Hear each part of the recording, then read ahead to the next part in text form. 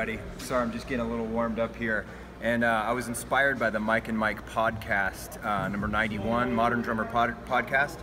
My friends Mike and Mike were talking about hi-hat splashing, and so I wanted to do a little talk on how I work the hi-hat. And so maybe come around here so we can get some footage of my foot here. So they were mentioning punching the hi-hat. So I kind of do it with a flat foot, and yes, it's trying to emulate like orchestral crash cymbals. So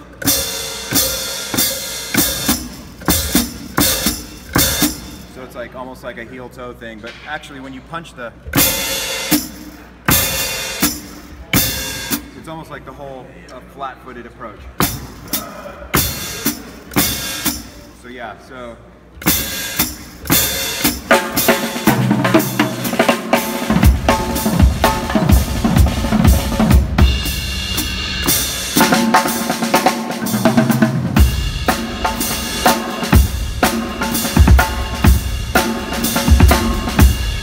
there's a lot of sound you can get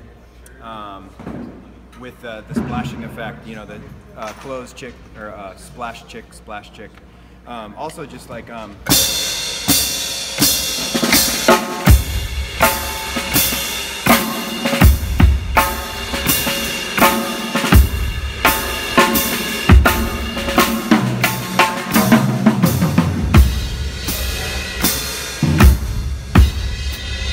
you can play some slow grooves with it. I play a lot of splash hi-hat. Sometimes like pressure and time, stuff like that. I'm playing a real closed hi-hat, so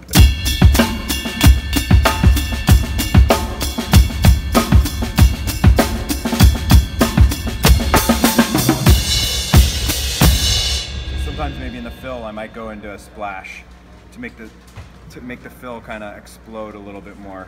A little more fireworks. I kind of see the splashing as like fireworks. So there you have it, man.